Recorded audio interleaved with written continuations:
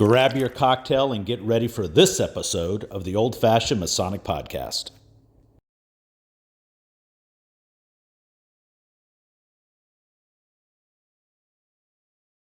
Welcome to the Old Fashion Masonic Podcast, where we talk all things Freemasons while drinking an old fashioned. I'm Brian, and this handsome devil to the right or left of me, depending on how you're viewing, Raffy Timonian. Did I say it right or wrong again? That is right. All right. That 1 out of 3 times before we got on, I was on the struggle bus.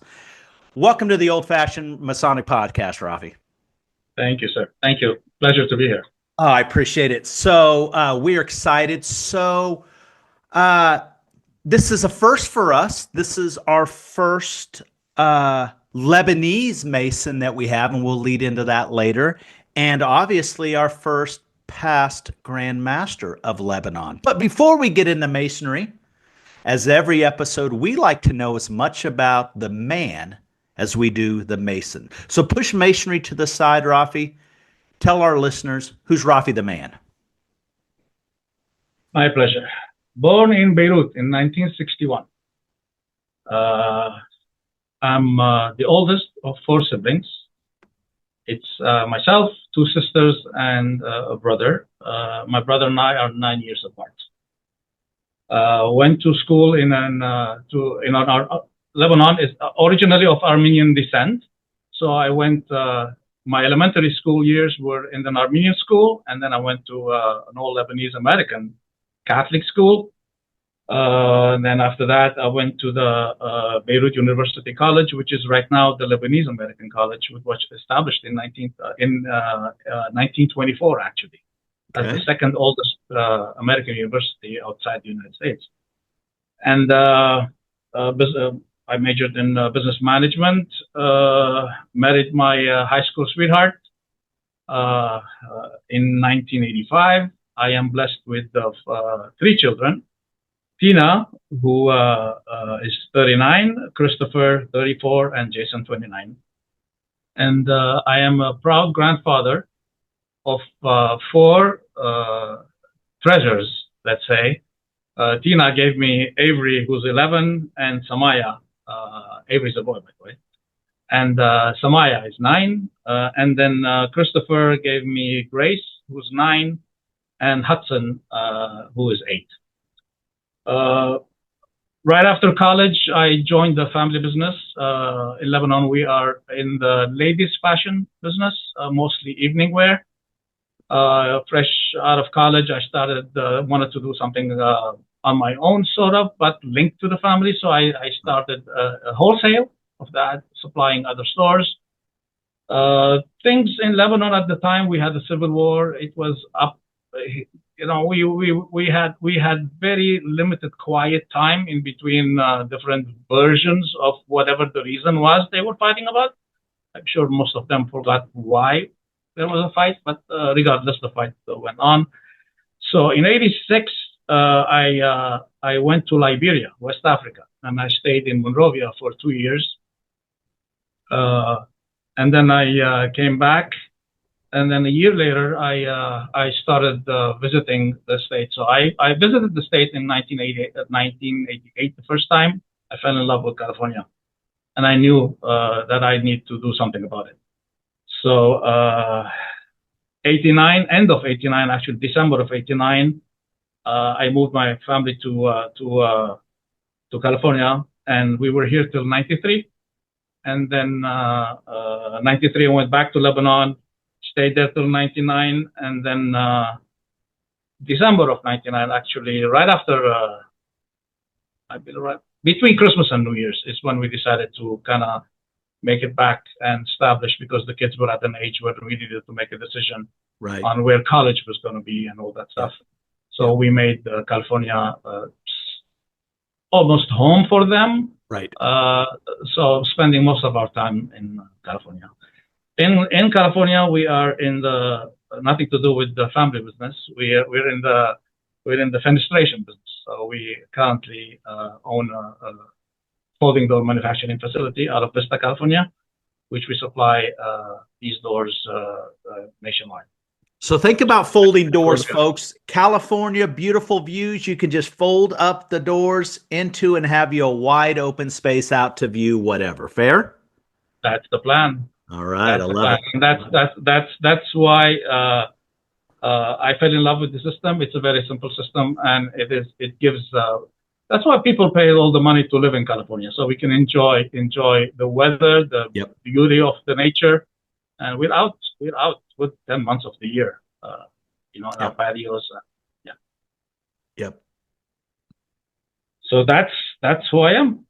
Well, that's pretty good. And here in a second, we're going to talk a little bit about Lebanon. But before we get there, let's push all that to the side. You've talked about your wife, your family, so you don't owe a dress, you don't know anything because you've done the proper introductions.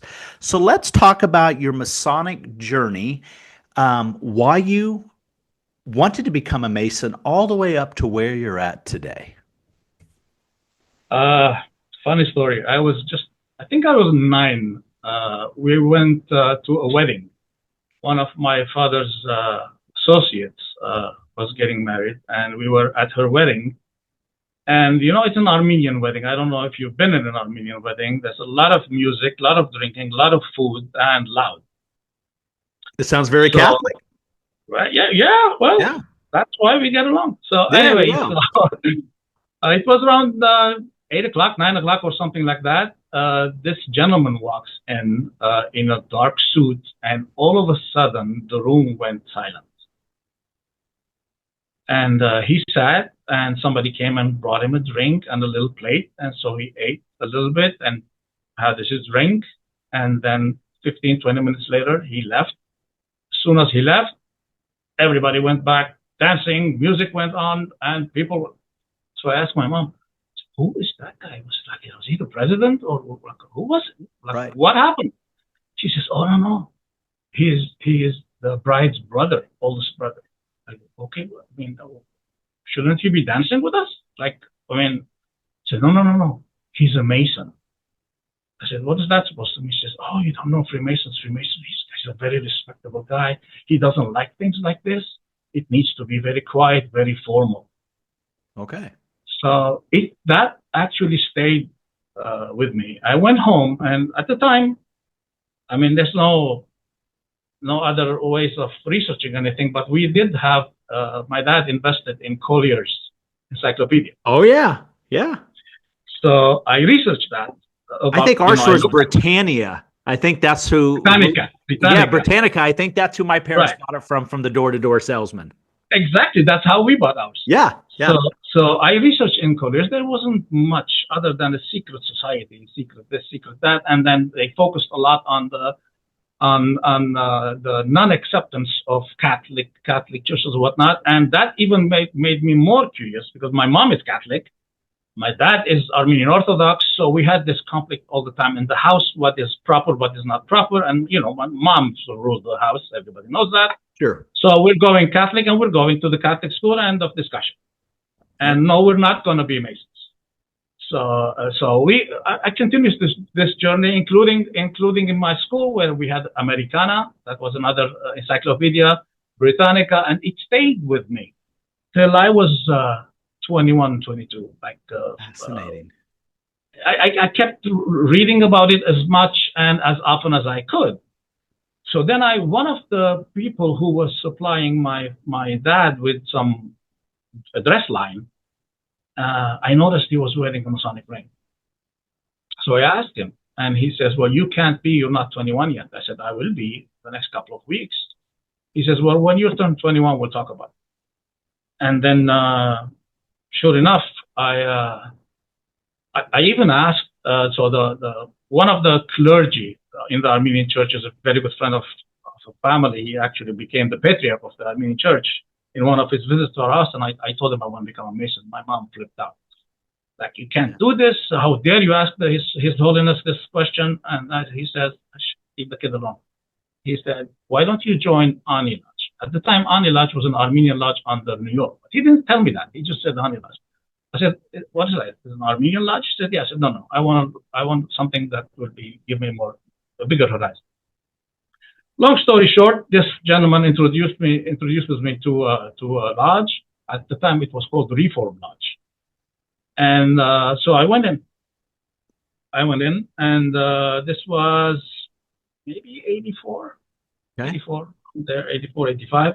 Well, 85, I got married. Then 86 to 88, I was in Liberia, so I wasn't really too much involved in that lodge. So when I got back, I realized that I'm in the wrong place.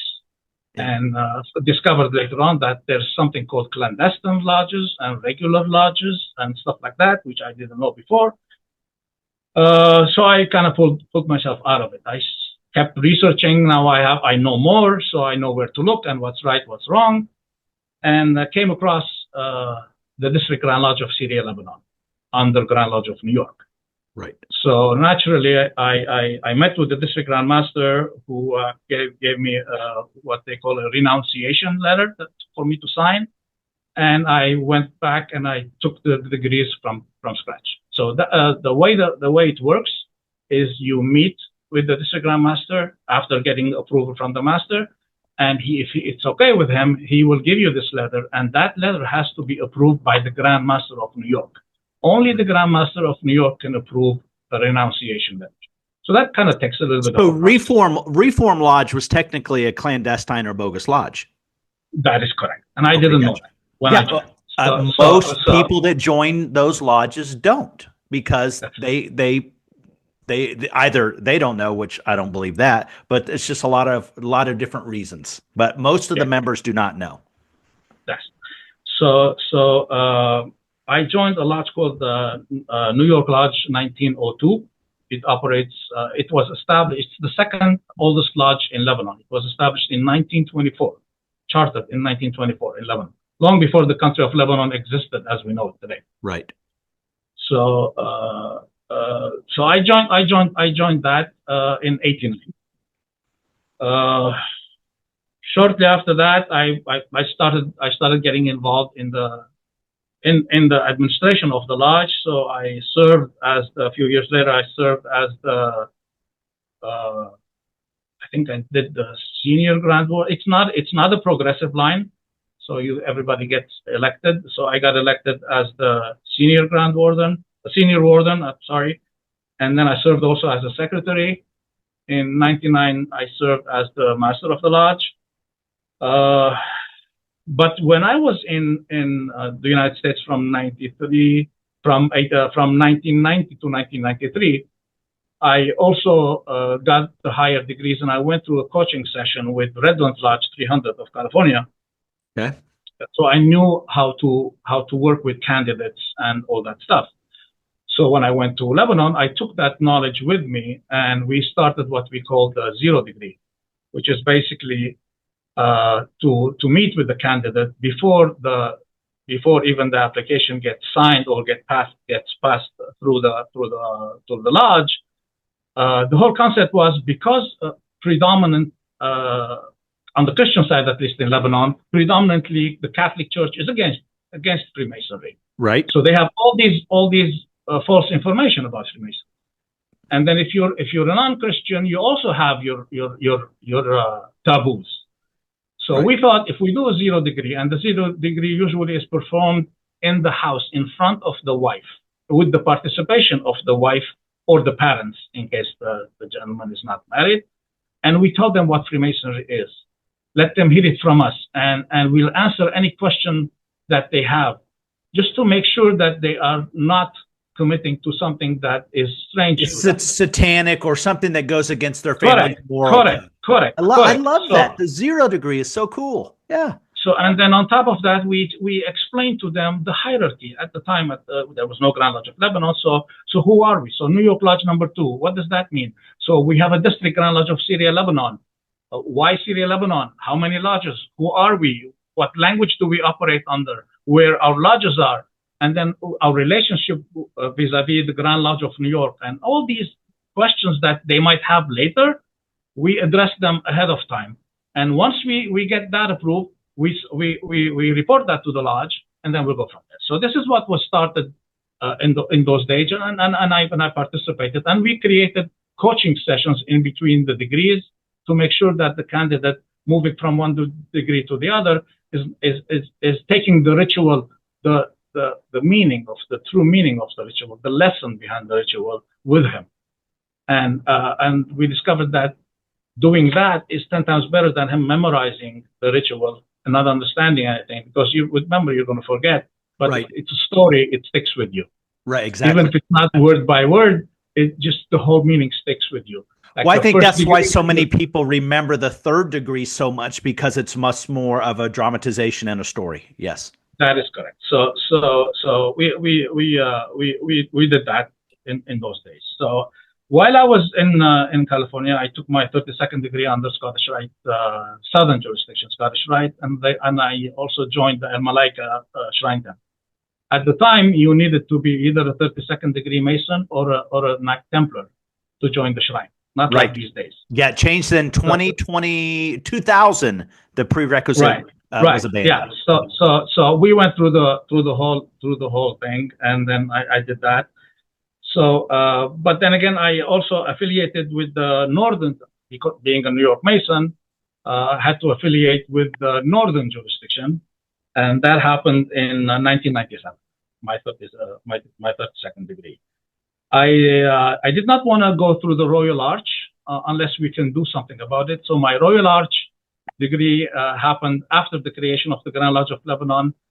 The Knights Templar I'm talking about. Right. So right. we took it.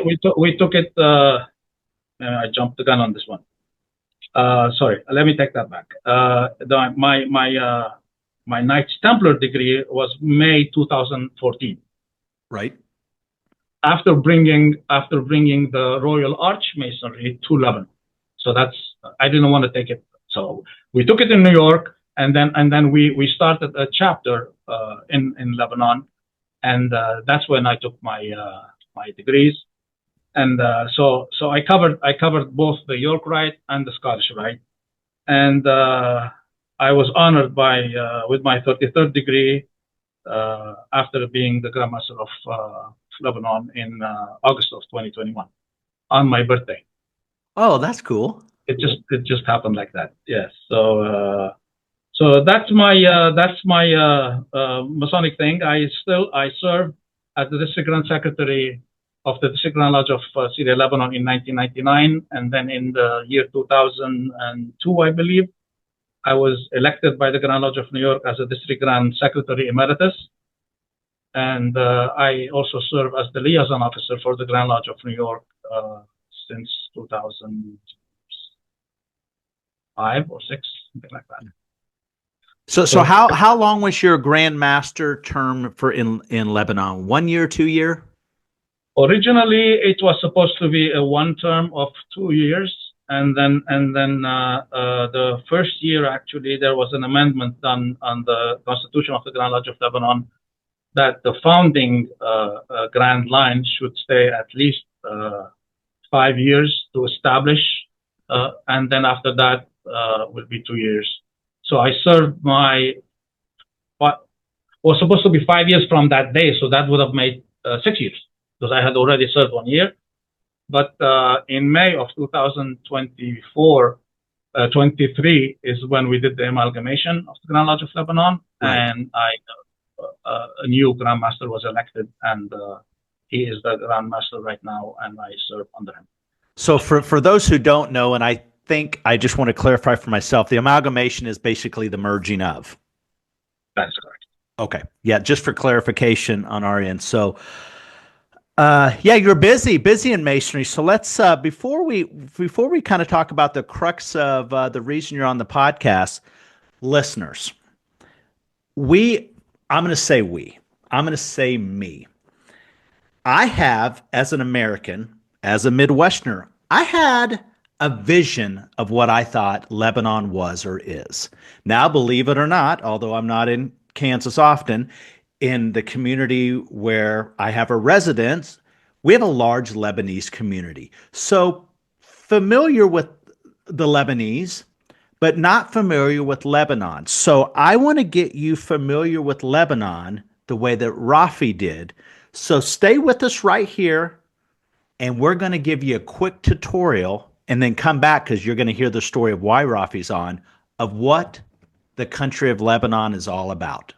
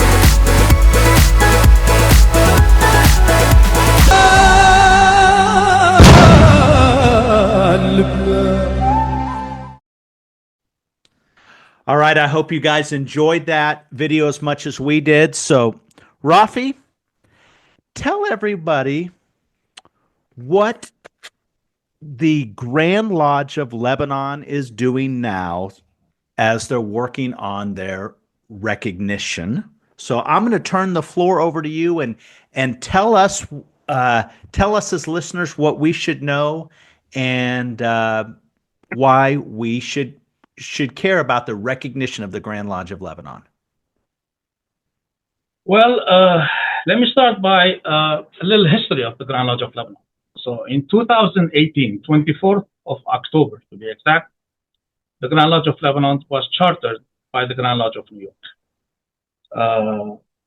Basically, three lodges, Fakhruddin Lodge, Shuf Lodge, and Ani Lodge were the lodges that were the founding lodges, this Grand Lodge.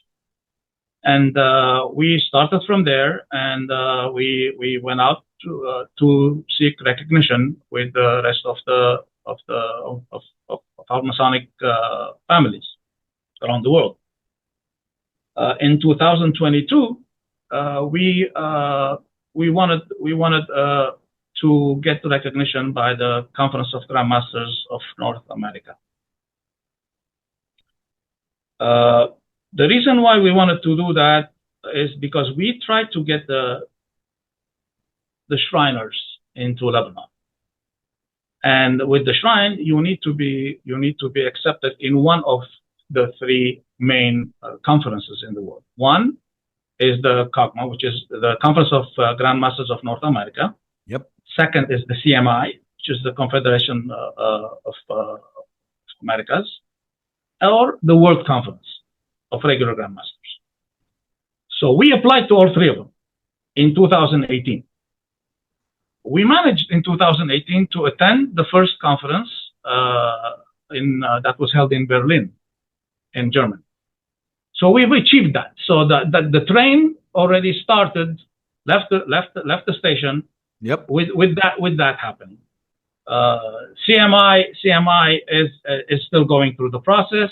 COGMA, we wanted the recognition from North American Grand Lodges because some of the main Grand Lodges in the United States, they have their own way and their own method and their own committees that look into the recognition package and determine whether you're accepted or not accepted. Others don't have that mechanism. What they do is they rely on the conference, the report that comes out from the Commission of Information for Recognition. Yes. So we decided to do that. We did that in 2022. So after the presentation, we got attacked fiercely by DC and Scotland at the time. And France. And when you say attacked, you mean DC and Scotland did not want you guys to get recognition? That is correct. That is okay. Correct. Now, just for a point of clarification. going back a bit in history, let me just put things in perspective. So New York started its first lodge in Lebanon in 1924. Now, mind you, chartered, which means that the negotiations on the dispensation started a few years before. There was nothing fast about it. Right. Scotland had lodges in Lebanon. Their first lodge in Lebanon, basically chartered for Lebanon in 1900. That's the year when they put. So Scotland and New York were very close, very old. I can tell you this very clearly. When I joined New York Lodge number 2, I would be sitting next to one of my brothers, and I wouldn't know if he was a Scottish Mason or a New York Mason. We were that close. Right. So there was no difference between us. There's a lot of history. In starting 1997, a group of people, from clandestine lodges, they came into membership in New York. Now, those people, for reasons we really don't have the time to go over, they got expelled. Those same people went to DC, and through the help of the leadership in DC, came back to Lebanon, creating a lodge. And now that lodge caused the creation of that lodge caused this great disagreement between New York and DC, let's say, and New York pulled recognition from DC because of that. And then you know how it is. We're Masons. There's no such thing as too much animosity.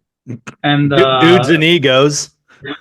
Exactly. A lot of people got involved. The Grand Master of New York said, "Okay, ask us one more, ask us at least." And they put their first lodge in 2010, and they promising that the guys who were expelled Masons were not going to be part of that lodge. Right. Which was not very accurate at the time. But regardless, things went well. And then those same people using some false documentations or not very accurate documentation gained access to the Grand Lodge of Italy, the regular Grand Lodge of Italy, which is recognized by Scotland and UGLE. And from there, they affiliated to Scotland. And once they did that, they dropped their membership in the Italian Grand Lodge, and they became Scottish Masons. Now, New York brought that to the attention of Scotland. Scotland tried to do something about it, but they were not very successful. And without going into too much details, New York pulls recognition, or the proper terminology, suspended amity with Scotland from 2017 till 2023. Okay. So maybe even 24, I think. Anyway, so that's why we have. I'm only telling you this so you know why Scotland and DC were there. Yep. France got involved in this. We still don't understand how they thought they could object to the Grand Lodge of Lebanon, because France actually, GLNF, and it's very clear in the report that the commission came up with in 2022. It's weird to see France getting into fights. I just didn't think that was their style. The French. Well, let me tell you, GLNF had a lodge called Commemoration Lodge number 34 that was revived in not really sure when, but in 2016 during a visit to with the Grand Master of New York to Lebanon, we discovered. At the time, the deputy, who became the Grand Master later, Right Worshipful Jean-Pierre Rollet, he was there, and we met with him, and to find out that they have this lodge that they dedicated to Khalil Gibran, the poet, yep, of the author of The Prophet, the famous book, and that they wanted to meet 3 or 4 times a year in Lebanon. Well, after making sure that the base of that lodge was in France, in Paris, we actually extended full courtesy to even use our premises in case they want to do that as a visiting lodge. Now, come to find out that they thought just because they're a visiting lodge that they have grounds in Lebanon, and they got into the wagon with DC and pretty much objecting on the formation of the Grand Lodge of Lebanon. So if you look at the pantograph, the book that has all the list, you can clearly see Commemoration Lodge in 2016, 17, 18, 19 in France, and all of a sudden in 2020, now they have a location in Lebanon, but ironically, it's still listed under France, under Paris. Right. I don't know how that works, but anyway. So the commission. So when we presented our papers, the commission came up with something which was not very. We didn't understand it because they said it was vague and ambiguous. They said we declined. The Grand Lodge of Lebanon came asking for a finding. At the time, we declined to issue that finding. Yeah, from the proceedings, the quote is, "We decline to make findings at this time." Quote. Correct. Which is kind of weird because I mean, there's nothing that justifies that. The standards of recognition, according to the commission, it says legitimacy of origin. In our case, it's New York. Exclusive territorial jurisdiction except by mutual consent or treaty. Well, in the meeting, where is it? It says, where is that? And as he's pulling that up in the video description, we have posted a link for everyone who can see the requirements for recognition. It's public information, folks. This is, I'm going to read from the report itself. It says, for example, it says here, at the time this new Grand Lodge was formed by the Grand Lodge of New York, there were lodges working in Lebanon under the Grand Lodges of Scotland, New York, and Washington. It appears that the Grand Lodge National Française allowed a lodge to work there after the formation of the Grand Lodge of Lebanon. It says, it has been pointed out that the commission that there was no consultation. And then it says, however, the need for that consultation, while a custom and even a well-recommended custom, is not a requirement. And then, so that takes care of the first one. The second one, exclusive territorial. Here it says in the report again, there is no other Grand Lodge organized in Lebanon. The doctrine of often expressed as exclusive territorial jurisdiction has been fulfilled. There is only one Grand Lodge formed for this jurisdiction. Those who have a policy of only recognizing one Grand Lodge in a jurisdiction have not seen a departure from that policy. So and then the third basics of recognition is the adherence to the ancient landmarks. Well, that goes without saying. We're New York Masons, so right. meaning specifically a belief in God, the volume of the sacred law of that. Right. So, for all practical purposes, we should have been recognized. You checked all the boxes. We checked all the boxes, but for again, political reasons maybe, or for whatever reasons, we were labeled as declined. 2023, we decided more clarification. So we presented the paper again. We got hit with the same fierce attack on the existence of the Grand Lodge of Lebanon. One of the committee members asked, "What is it that you want? Do you want to kill the boy? Is that what you want?" And the answer was, "No, we want to talk." Well, then talk. Now, mind you, from the formation of the Grand Lodge of Lebanon, several attempts were made to communicate, whether it was Scotland, with DC. With Scotland, we almost got to a point where we would have had a draft. With DC, we even had a draft of an agreement. There are no conditions. The Grand Lodge of Lebanon is not putting any conditions. Any lodge that is already existing in Lebanon can stay operating. If they want to join us, of course, they're more than welcome to. Of course. But if they want to stay within their own jurisdiction, meaning the Scottish lodges, if they want to stay operating in Lebanon under the constitution of the Grand Lodge of Scotland, they are more than welcome to do so. Same thing with DC, same thing with New York. We signed an agreement, the Grand Lodge of Lebanon signed an agreement with New York to allow New York to continue its district in Lebanon. We can do the same thing. There is no reason why Freemasons of Lebanon cannot work together. No reason.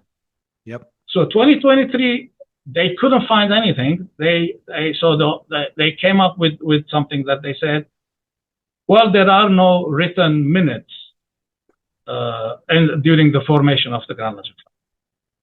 That's right. Yep. Now, I have yet to find a reference or a book or an index or anything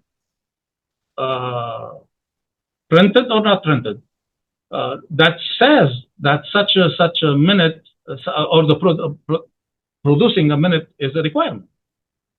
Regardless, so instead of doing that, so we did the next best thing. So in our research for a solution, we came across the Michigan precedent.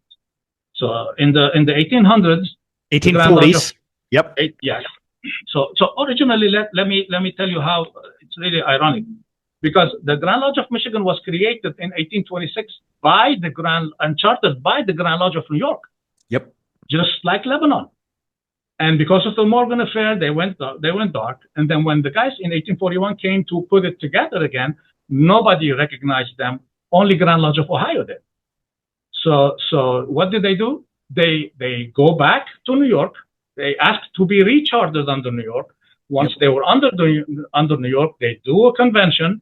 They declare a new Grand Lodge. They come and they amalgamate with the other old Grand Lodge and creating the Grand Lodge of Michigan, which is currently running. So that gave us an idea. Hey, Michigan did it, and look at it now. It's very well recognized, and there are so many other jurisdictions also have.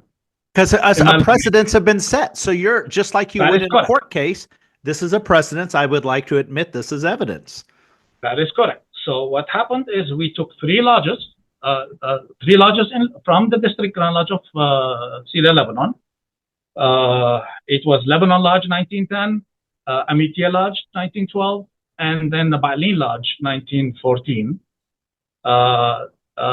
They each in their lodges in a stated meeting basically came up with the concept that we need to create a Grand Lodge with the proper paperwork. They came up with a resolution. It took its time, and everything's properly documented. Every one of them voted on its own. They discussed all that stuff, and then all three of them, after finishing all the correct steps, they met, and they in a convention. They called for a convention, and they declared the Lebanese Grand Lodge of Freemasonry. And then they elected their Grand Master, all that stuff. They installed all the good stuff, the ritualistic stuff. And then the Grand Master of that Grand Lodge and myself, we met. At the time, I was the Grand Master of Lebanon, so we met, and there was no need for us to have two Grand Lodges in Lebanon. So we have the same cause, we have the same goal, same background. So we decided to amalgamate, and we put the Grand Lodge of Lebanon, let's call it 2018 Grand Lodge of Lebanon.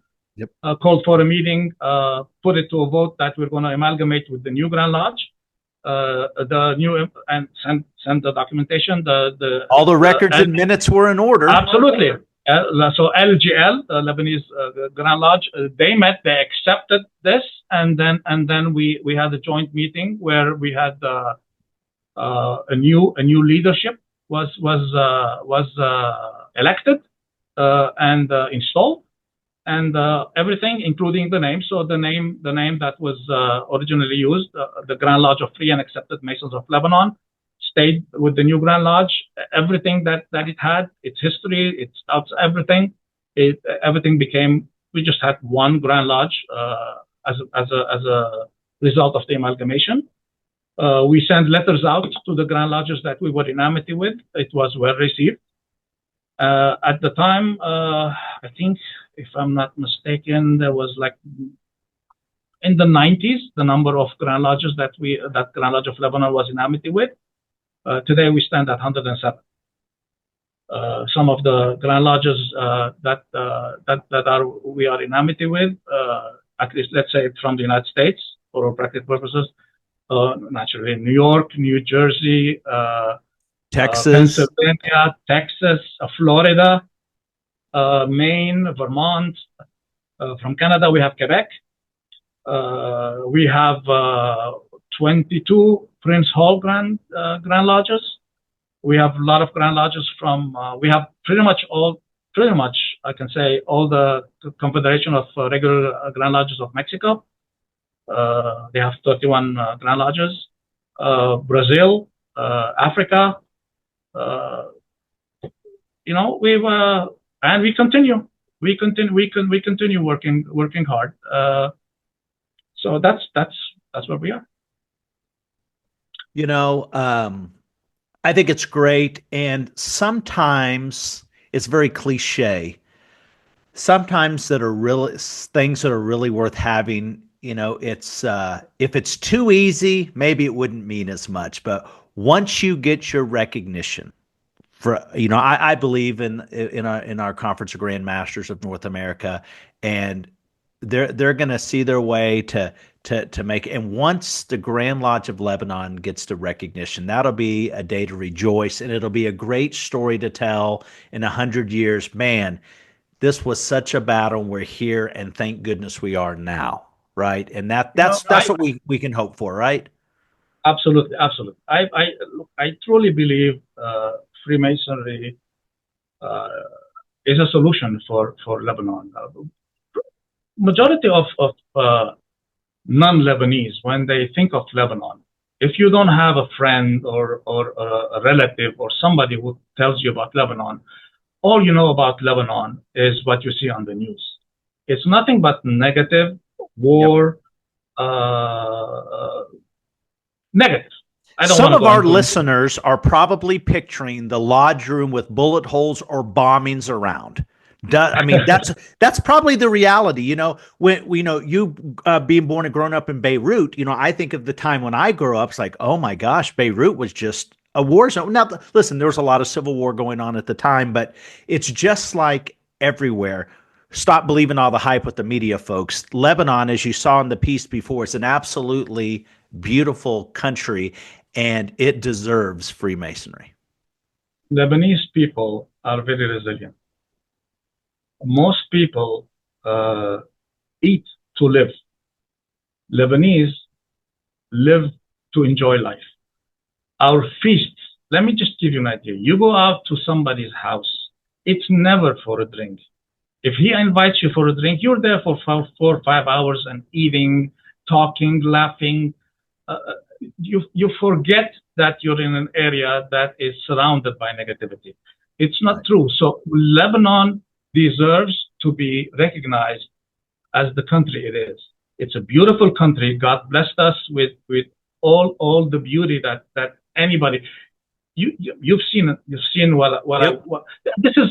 The video shows not even 1% of what Lebanon is. Right. But the most important thing that I would like to be proud of in Lebanon is the Lebanese person.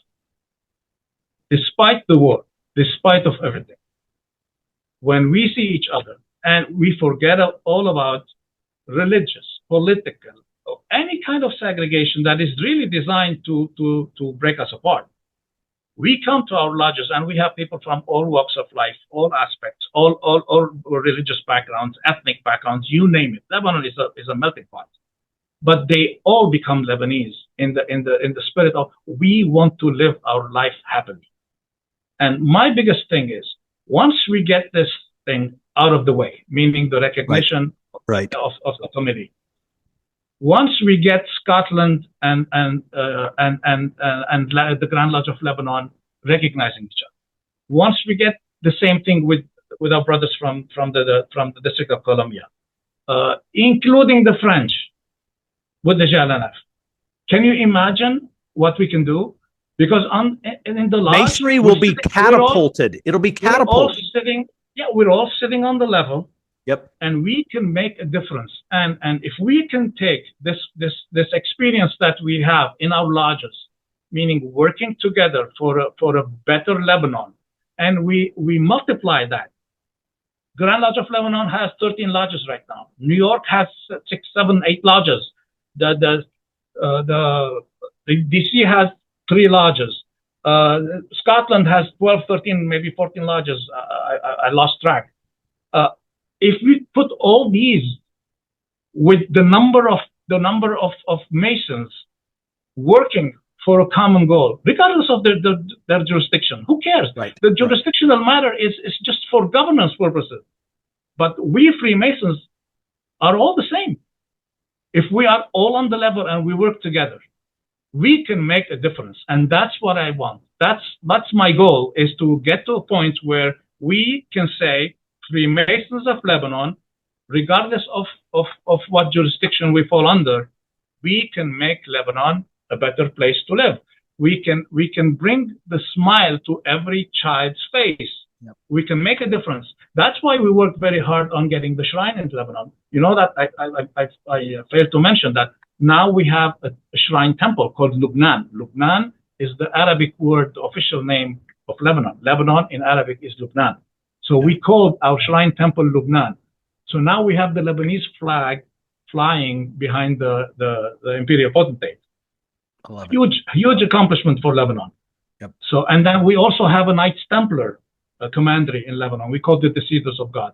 We have a beautiful country. We have beautiful individuals who live in this country. We want to put them under a beautiful formation that is called the Grand Lodge, or Freemasonry of Lebanon, so to speak, and then we can work together. There is no need for us to be hiding behind, I recognize you, I don't recognize you. We are all working for the same goal. And we all believe in the same book. We all believe our rituals might be same landmarks, all of the above. Yeah, our rituals are a little bit different. So you answer to your grandmaster and I answer to my grandmaster. Who cares? At the end of the day, we're Freemasons. Yep. Yeah. We all know first who we put our belief and our trust in, our spiritual trust. So that's what matters. So we're gonna continue working hard on building these bridges all over, whether it's bridges among ourselves in Lebanon, among the jurisdictions that are present currently in Lebanon, or with other jurisdictions, and that's the main goal. And God willing, I'm hoping I will see that day sooner than later. But I am very optimistic. I'm very optimistic. We're confident too, and I think this is going to work out. So, Raffy, I don't think that there's any way we could end on more of a positive note. So, Raffy, I'd like to thank you for joining the Old Fashion Masonic Podcast. Cheers and good luck. Thank you, sir.